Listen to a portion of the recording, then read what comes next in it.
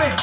দেখেন গুরুচাঁদের উদ্দেশ্য কি, সব কিছুর মধ্যে দিয়ে যাতে স্কুল তৈরি করে এই সমাজকে শিক্ষিত করে উপরে টেনে তোলা যায় তার ব্যবস্থা সব জায়গায়। সবাই বলল হ্যাঁ দেব। সবাই যখন সম্মতি হলো, মির সাহেবকে ডেকে বলেছিলেন আমার কথা নাও, তাড়াতাড়ি মিট তুমি কলকাতাতে যাও, গিয়ে খবর নেবে কবে কমিশনার সরজমিনে তদন্তে আসবে। মনে আছে ভাবো কমিশনারের কাছে আমি কিছু তথ্য দেব। তুমি চলে যাও, গিয়ে খবর নাও কবে কমিশনার আসবে। আর যখন তিনি আসবে, যখন কমিশনার আসবে তখন তুমি আগে ঠাকুর বাড়িতে নিয়ে আসবে। ঠাকুর বাড়িতে যদি না আসে তাহলে পরে কিন্তু আমাদের বাঁচার উপায় থাকবে না। মির সাহেব চলে গেলেন, গিয়ে 7 দিন পরে ফিরে এলেন। ঠাকুর গুরুচাঁদ ডেকে যখন কয়, বলছে 4 দিন পরে কমিশনার আসবে এই জায়গায়। 4 দিন পরে কমিশনার আসবে, বলছে তাকে আমন্ত্রণ করেছো? ওরা কেন ঠাকুর বাড়িতে আসতে? বলছে আসবে কি করে, আপনার এখানে তো কোনো রাস্তা নাই। যেখানে এসে লঞ্চ থেকে নামবে এখান থেকে 4 মাইল রাস্তা, তাদেরকে হাঁটিয়ে হাঁটিয়ে নিয়ে আসবো। গুরুচাঁদ ঠাকুর ডাক দিলেন, এই চলে আসো, তোমরা এই 4 মাইল রাস্তা 3 দিনের মধ্যে মাটি কেটে বেঁধে দিতে পারবে? বলছে হ্যাঁ পারবে। তাহলে কত মানুষ 4 মাইল রাস্তা 3 দিনের মধ্যে দিন রাত মাটি কেটে 10 ফুট চওড়া করে আর সেই উঁচু করে রাস্তা তৈরি করে দিয়েছিলেন। গুরুচাঁদ চরিত পড়লে বুঝতে পারবেন যে কি সুন্দর সেখানে কথাগুলো বলা আছে। যখন রাস্তা তৈরি করে দিল, গুরুচাঁদ ঠাকুর সাজিয়ে দিলেন, আমার কথা নেবে পুরুষ ছেলে দুটি আর গেঞ্জি পরে দেবে। অর্থাৎ ওই যে ডুমো কাপড় আছে না, যাকে থান কাপড় বলা হয়, ওই পরবে, গামছা থাকবে আর স্যান্ডো গেঞ্জি ডঙ্কা কাসর নিয়ে ওইখানে চলে যাবে। আর মায়েদের বললেন যখন গ্রামের মধ্যে ঢুকবে তোমরা সবাই সাদা শাড়ি, লাল পেড়ে সাদা শাড়ি পরে আর বরণডালা নিয়ে সিঙা আর কংস উলুধ্বনি দিয়ে তাদেরকে নিয়ে আসবে। যখন গিয়ে কমিশনার, এসপি, এসডিও এবং ওখানকার থানার ওসি, এইরকম আধিকারিক যারা যারা যখন লঞ্চে নামলেন, তারা মির সাহেব শশীভূষণ ঠাকুরকে সঙ্গে নিয়ে গেল। তাদের সঙ্গে শিক্ষিত আরো 10-12 জন ছিল।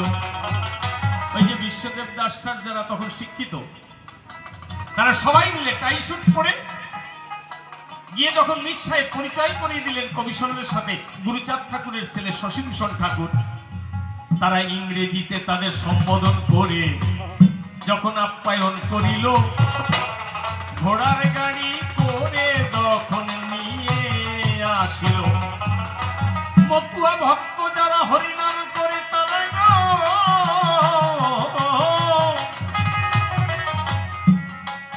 তাদের বরণ করে নেয়। কমিশনার আনন্দিত হলো সেই সময় যে ভারতবর্ষে এত জায়গায় গেছি, কারণ তখন তো রাজধানী কলকাতা, এইরকম আপ্যায়ন তো কোনো জায়গায় পাইনি। ভাবছে একটু করছে, একটু পরে থেমে যাবে, কিন্তু 4 মাইল রাস্তা পুরোটা ওইভাবে নাচতে নাচতে যখন ডঙ্কা বাজিয়ে নিয়ে গেছে, তারপরে গ্রামে ঢোকার সঙ্গে মায়েরা যখন উলুধ্বনি হরিধ্বনি দিয়ে সবাই মিলে ফুল ছিটিয়ে নিয়ে যাচ্ছে, আরো আনন্দিত হয়েছে। বাবা বাবা, একই এত সুন্দর সংস্কৃতি দৃষ্টি। কারণ একটা জাতির আত্মপরিচয় কি, তার সংস্কৃতি, তার কালচার। মনে করুন ধারণা যে যত উন্নত সংস্কৃতির ধারক হোক, তাদের সেই সংস্কৃতি দেখলেই বোঝা যাবে যে লেখাপড়া না জানলেও এরা কোনোদিন ছোট না। গুরুচাঁদ ঠাকুর বলে দিয়েছিলেন যে কলা গাছে তোমরা ভালো ভালো সাধুবাদ লিখে, যেরকম আমাদের মধ্যে আছে না অনুষ্ঠানের সময় যে ঠাকুরের বাণীগুলো ঝুলিয়ে রাখে, খুব ভালো জিনিস। এইগুলো করেছিল সেই সময়। যখন ঠাকুর বাড়িতে ঢুকছেন, ঠাকুর দাঁড়িয়ে আছে, মির সাহেব ডাক দিয়ে বলছেন, এই হচ্ছে সেই গুরুচাঁদ ঠাকুর, লর্ড গুরুচাঁদ ঠাকুর। ওনার দূর থেকে গুরুচাঁদকে দেখেই ভালো লেগেছে। গুরুচাঁদ ঠাকুরের কাছে যখন গিয়ে দাঁড়াইল, গুরুচাঁদ ঠাকুর বরণ কুলো হাতে নিয়েছিল। ওই বরণ কুলো নিয়ে কমিশনারের কপালে ঠেকিয়ে যখন ধান দুব্বা দিয়ে আশীর্বাদ করেছে, কমিশনার মির সাহেবকে জিজ্ঞেস করছে এটা কি। মির সাহেব বলতে গেছেন, গুরুচাঁদ ঠাকুর বলছে তুমি দাঁড়াও আমি বলছি। তার মানে গুরুচাঁদ ঠাকুর ইংরেজি বুঝতেন। তিনি এই যে আমাদের আরবি, উর্দু, পার্সি ভাষা, অনেকগুলো ভাষা তিনি জানতেন, কিন্তু সবাই জানতেন তিনি লেখাপড়া জানেন না তেমন। যদি লেখাপড়া না জানে মির সাহেবের সাথে তার আন্তরিকতা হয়। একটা বিদেশের পণ্ডিত মানুষ, ডাক্তার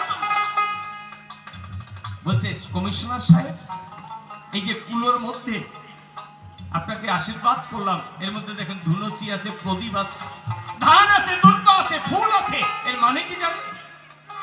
এই যে প্রদীপ, প্রদীপ হচ্ছে আপনার জীবনে যেন কোনোদিন অন্ধকার না নেমে আসে, সারা জীবনে যেন আলোর পথে চলতে পারেন, তার প্রতীক।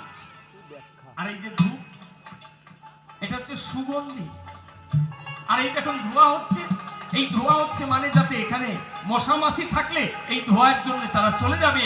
অর্থাৎ মানুষ জীবন চলার পথে অনেক দুর্গন্ধযুক্ত অনেক কিছু কর্মের মধ্যে দিয়ে তার জীবনটা সারে খারে যায়। এই মশা মাছির মতন অনেক খারাপ রোগ তার আশেপাশে ঘোরে, যাতে আপনাকে তারা ক্ষতি করতে না পারে, তার প্রতি। আর এই যে ধান, এ হচ্ছে আমাদের অন্ন। আমরা বেঁচে থাকি এই অন্নের জন্য, এটাই আমরা খাই, আপনার জীবনে যেন অন্ন কষ্ট না হয়। আর এই যে দুর্বা, এই দুর্বা হচ্ছে ওই জলের তলে যখন থাকে, পাতা পচে যায়, একটা ডাটা থাকে, দেখলে মনে হয় এ বাঁচবে না, মরে গেছে, কিন্তু আবার যখন শুকনো হয় আবার কচি কচি পাতা গজায়। দীর্ঘজীবী, তোমার যাতে দীর্ঘ জীবন লাভ হয়। আর ফুল মানে পবিত্র, তোমার জীবনটা যেন পবিত্রময় থাকে সবসময়, কোন কলুষতা যেন তোমাকে এসে গ্রাস করতে না পারে। কমিশনার বলছে, করো জোরে বা বাবা, কত জায়গায় গিয়েছি, কত রকমের আপ্যায়ন পেয়েছি, কিন্তু এইরকম সুন্দর কৃষ্টি কালচার কোন জায়গায় দেখি না। ভিতরে নিয়ে যখন বসতে দিলেন, ওই আধিকারিক যারা সঙ্গে গেলেন, গুরুচাঁদ করেন বর্ণনা, কমিশনার সাহেব একটা কথা করি আলোচনা। কি বলছে, এই যে যাদের দেখছে, এদের দেখে আপনার কি মনে হবে?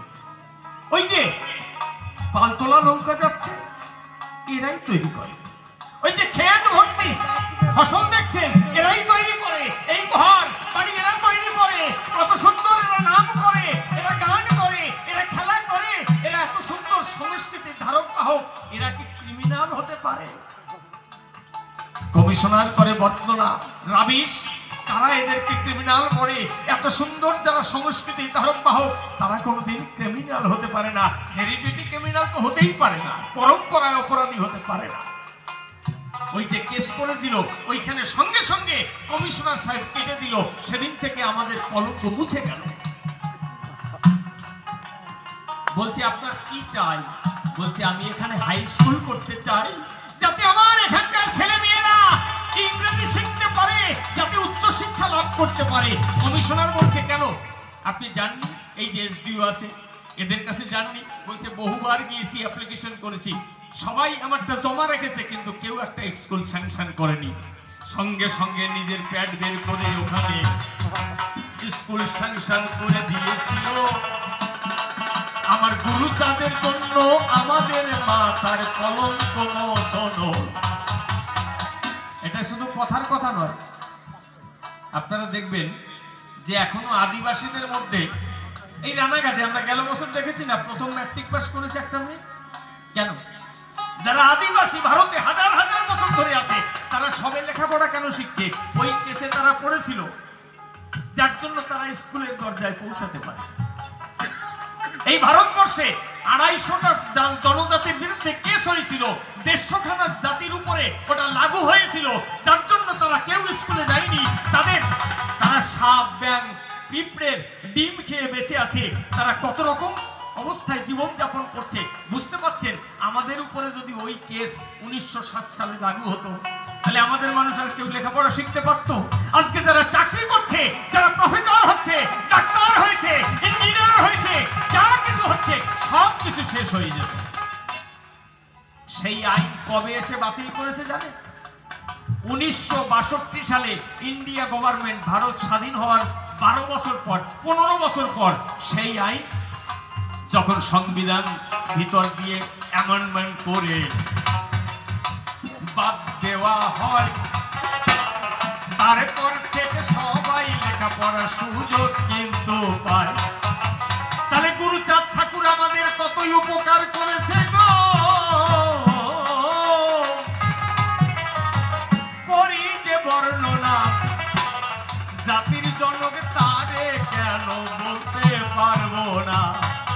আর যাকে জাতির জনক বলা হয় তোমার, বলি তোমার ঠাই, আমাদের জন্য কোনো কর্ম সেজন করে না।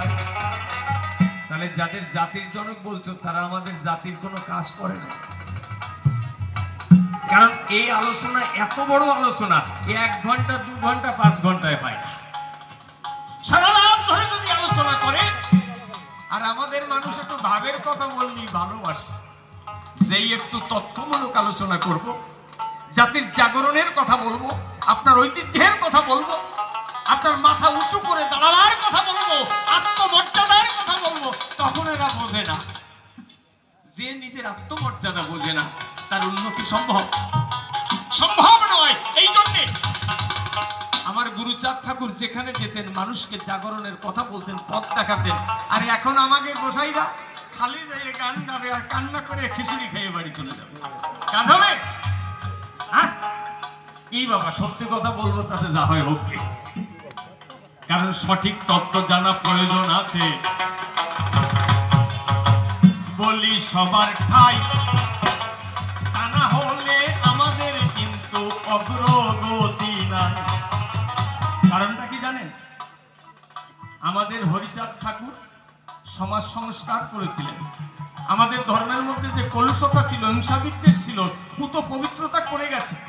তিনি বলছেন গঙ্গা জলে স্নান করা, উপরেতে ধোয়া, আত্মশুদ্ধি না হলে কি যায় তারে পাওয়া। অর্থাৎ অন্তর থেকে তুমি পরিশুদ্ধতা লাভ করো, তোমার অন্তর যত পবিত্র হবে, তুমি জগৎকে আলাদাভাবে বুঝতে পারবে, হিংসা বিদ্বেষ চলে যাবে। তিনি সেই সময় কত 1830 সালে তিনি সংস্কার আন্দোলন করেছিলেন। আর গুরুচাঁদ ঠাকুর এসে 1880 সাল থেকে শিক্ষা দিয়ে মানুষ করতে চায়। এখনো যদি সেই মানুষ না যায় সঠিক রাস্তা, তাহলে গুরুচাঁদ ঠাকুর 1880 সাল থেকে শিক্ষা দিচ্ছেন। তিনি পাঠশালা তৈরি করেছিলেন, হাই স্কুল তৈরি করেছিলেন। আমাদের কি করা উচিত? আমাদের তো কলেজ ইউনিভার্সিটি তৈরি করা উচিত। কিন্তু আমাদের মধ্যে বেশিরভাগ গোসাইরা লেখাপড়া জানে না। তাহলে গুরুচাঁদ ঠাকুর বলছে লেখাপড়া শেখো, এরা লেখাপড়া জানে না, একটা ভালো কথা পরিষ্কার শুদ্ধ উচ্চারণ করতে পারে না, এরা নাকি হরিচাঁদ গুরুচাঁদের দর্শন দেখাবে। আমরা যদি বলি ভাই তোমরা আধ্যাত্মিকতা বোঝো না, ওনারা সব আধ্যাত্মিকতা বোঝে। যে বেশি পয়সা দেয় তারা জড়াইয়ে ধরে, সে যদি চুল্লু খায়, মদ খায়, চরিত্রহীন হয়, তবুও গোসাইয়ের কাছে ভালো। এইরকম ভাবে আমাদের কোনো উন্নতির রাস্তা নাই। এই দিকে কিন্তু তোমাদের একটু লক্ষ্য রাখা চাই, কারণ আত্মচরিত্র যদি পবিত্র না হয়, করি যে বর্ণনা, সমাজের নেতৃত্ব তারা দিতেই পারে না। তারা ভুল নেতৃত্ব দেবে, যে নিজে ঠিক না সে সঠিক রাস্তা দেখাতে পারবে না। কারণ তাকে তো বলবে ভাই তুমি কে। এত জোর দিয়ে বলা যায় কি করে জানো তো? যদি তার পিছনে কিছু না থাকে তাহলে সে বলতে পারে, আর যারা নিজেরা ওই পিছনে আছে ডিম তারা বলতে পারে না, তারা ম্যাও ম্যাও ম্যাও ম্যাও করে। তাহলে গুরুচাঁদ ঠাকুর আমাদের জাতির জনক পতিত পাবন, বলি তোমার ঠাই এতদিন ধরে আমাদের কেউ এরকম উপকার করে নাই, খালি পতিত তৈরি হয়েছে গো,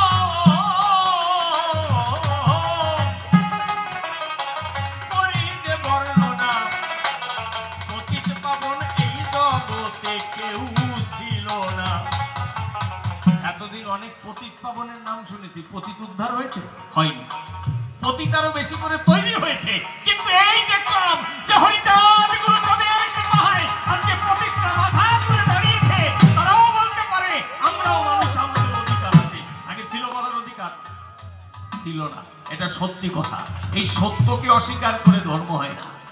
এরপরে বলছে হরি নামে কি বা হয়, বলি তোমার ধারে হরি নাম যদি করার মতন কেহ করতে পারে, তাদের অন্তর বিশুদ্ধ হবে গো,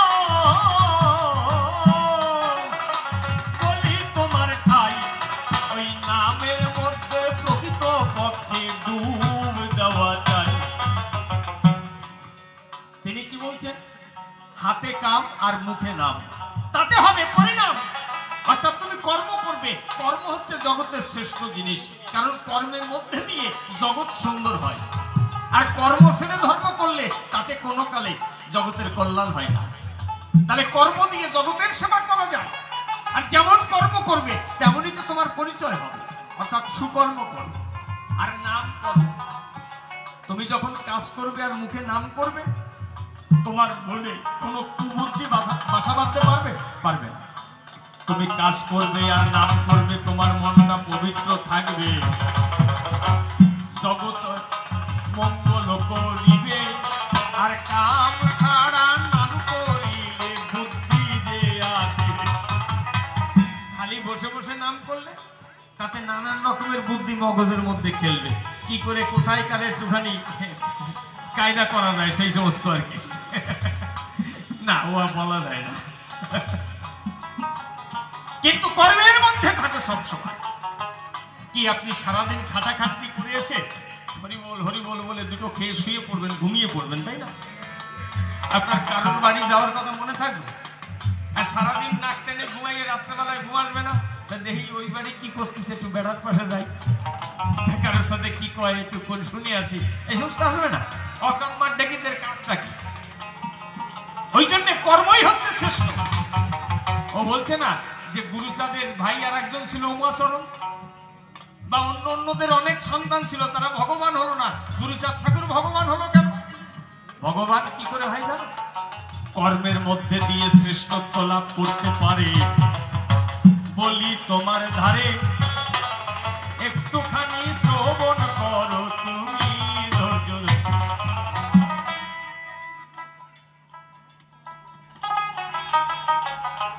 তাহলে এই কর্মই হচ্ছে শ্রেষ্ঠ। এই কাকাবাবুর নাম কি? আশারঞ্জন সরকার, শ্রী আশারঞ্জন সরকার।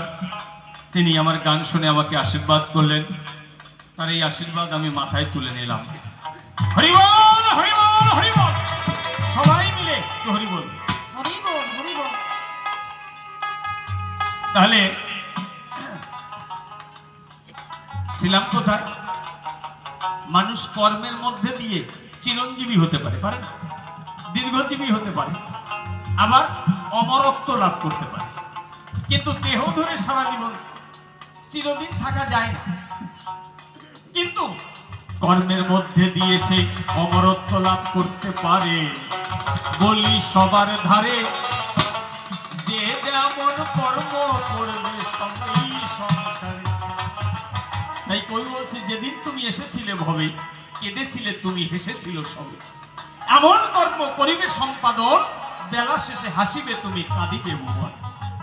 একটা সন্তান জন্ম নেয়, দেখবেন সে কান্না করে, সবাই হাসে, আনন্দ পায়। তাই বলছে তুমি তো এসেছো, তুমি কান্না করছো, এটাই স্বাভাবিক। কিন্তু এমন কর্ম করে যাবে, তুমি হাসতে হাসতে বিদায় নেবে, জগৎবাসী তোমার চোখের জলে বিদায় দেবে। সারা জীবন তুমি সবার হৃদয়ে স্থান করে রাখবে, তাই তো? তাই গুরুচাঁদ ঠাকুর সেই কর্ম করেছিলেন, তাই তাকে বাবা বলেন। কর্ম ছাড়া কেউ কাউকে বাবা বলে না, বলে? তার মানে যদি তাই হতো তাহলে উমাচরণকেও সবাই বাবা বলতো। এ জগতে কেউ, আপনি আমাকে ক্রিকেটের মাঠে নিয়ে যেতে পারেন, সচিন তেন্ডুলকরের বিরুদ্ধে ব্যাট ধরিয়ে দিতে পারেন, কিন্তু আমি যদি ব্যাট ধরে খেলতে না পারি আমি থাকবো? থাকবো না। আপনি আমাকে ঠেলে তুলে দিলেন বলে আমি সেইখানে স্থায়িত্ব লাভ করবো তা তো নয়, এটা নিজের কর্মদক্ষতা সাধনার মধ্যে থেকে হয়। তাই গুরুচাঁদ ঠাকুর পতিত পাবন এমনি কি হয়েছিল, আত্মস্বার্থ ত্যাগ করিয়া কর্ম করেছিল। তাই কোটি কোটি মানুষ আজ মাথা তুলে দাঁড়িয়েছে, বলি তোমার ঠাই হরিনামের মধ্যে আমরা পরিণাম যে পাই, তেমনি আত্মশুদ্ধি হরিনামে তোমারও যে হবে। কুসংস্কার ব্যভিচার সকল দূরে চলে যাবে। এইবার একটা কথা বলছে চৈতন্য চরিতামৃতের কথা, কোটি কল্প করে যদি